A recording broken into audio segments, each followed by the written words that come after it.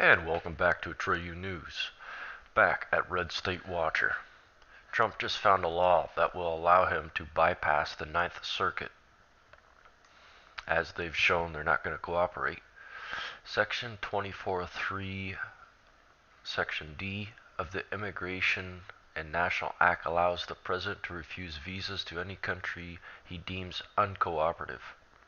Washington Times writes, even if President Trump can't convince the courts to approve his extreme vetting executive order, he may have another tool at his disposal that would allow him to strip visas from some of the 7 countries he's trying to target, crackdown supporters say.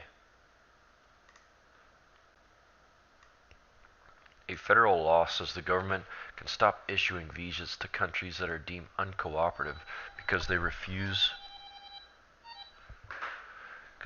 to take back their citizens when the U.S. tries to deport them.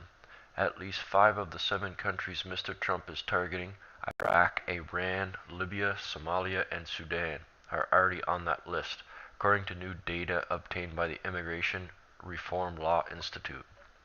All Mr. Trump would have to do is have his Homeland Security Department Secretary issue an official notification about those countries, and the State Department would immediately halt visa, IRLA says.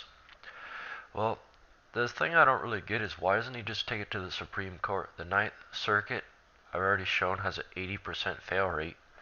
Who's to say the whole thing wouldn't be over yet? But I suppose Trump knows something that we do not. However, I do find the hypocrisy of the left quite amusing at this point, considering I've been watching them since the beginning, and how these are just countries that Obama actually deemed as terrorist breeding grounds, these exact same countries. Yet no one says a thing, and Trump says it, people go completely apeshit and march in the street.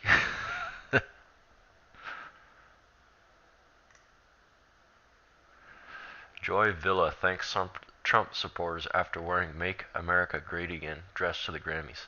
So aren't we so great, though? I mean, it's amazing. People, all they have to do is support Trump, like legitimately, from the heart, support Trump, and the people will back you to the ends of the earth. It's fascinating. I saw this woman's record was like 500,000 on Amazon or something. After 24 hours after wearing this dress, she skyrocketed to like, I think, number 5. It truly is amazing to get on the Trump train, to go in the direction of light, not the darkness, the light. People really gravitate towards it, and I love that. Flynn. Michael Flynn. The Flynn resignation is a deep state sabotage of Trump. Well, it certainly was upsetting to see. I thought he'd do the job well. He was talking to some Russian officials, as it turns out, but let's take a listen here.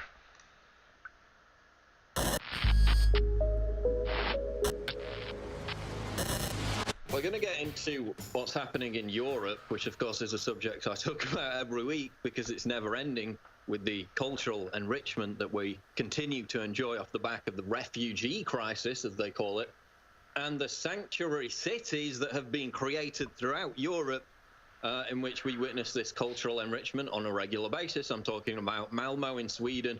I'm talking about Paris in France. We're going to tell you what the sanctuary cities in Europe have been experiencing later on in the show, but I want to set the table for this general Flynn discussion by going to this clip from Charles Krauthammer. Now, this was referenced by Sean Spicer in the official White House press conference, which ended just over an hour ago.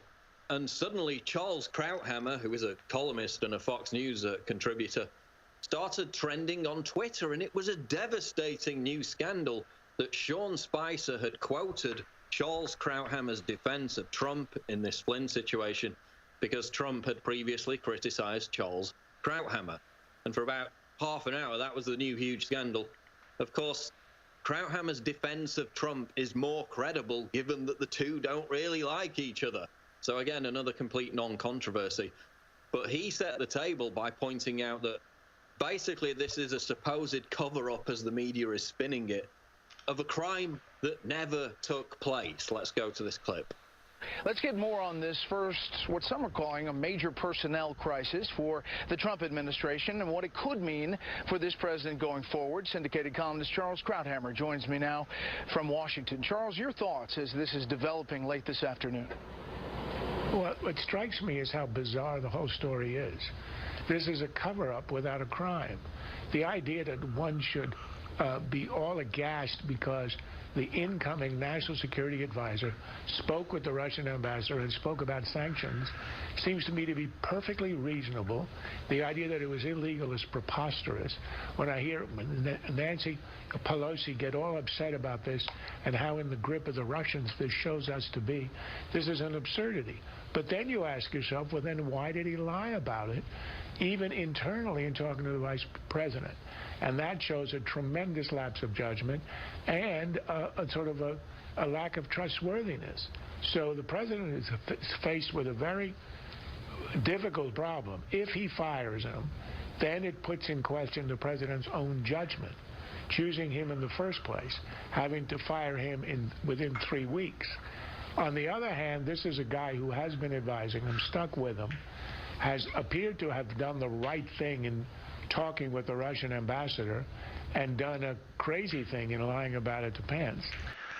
You know, that really is unfortunate. I don't know, something tells me that we're still not really being told what's happening here. But it is truly sickening. The left would still say that basically we should go to war with Russia over like stupid crap like this. That's basically what they want. And we should have all known better, because the only people really crying about it are the left. I think I do support the resignation if he indeed did lie to Mike Pence, because you know, you just can't have that. There's trust issue there, not a legal one. Wow, look what criminals President Trump has started rounding up.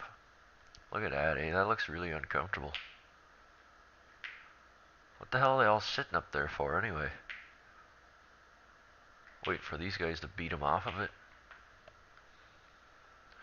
Immigration officials said Tuesday they are detaining an illegal immigrant dreamer because of his gang ties, sparking a new round of protests from immigrant rights groups. Oh yeah, so he has gang ties and he's a criminal, and then people go march in the street. See the psychosis that runs rampant in the West here? From immigration right groups who said President Trump is breaking his own promises by trying to deport the young man. So he's an illegal immigrant, and Trump is breaking his own promises by getting rid of the people he promised to get rid of. Okay. Daniel Ramirez, who was picked up by ICE agents last week, was granted a temporary deportation amnesty by President Obama under his 2012 policy known as the Deferred Action for Childhood Arrivals, or DACA. But U.S. Immigration and Customs Enforcement, ICE, said he's a self-admitted gang member. That puts him in a violation of the DACA, or DACA, I guess, policy, and would have made him a priority for deportation even under President Obama, much less Mr. Trump. ICE officers took Ramirez into custody based on his admitted gang affiliation, risk to public safety, said agency spokesman Rose Richson. I say just round them up and don't tell anybody and get rid of them, because people can protest all they want, but if they don't know about it, then they can't do anything, now can they?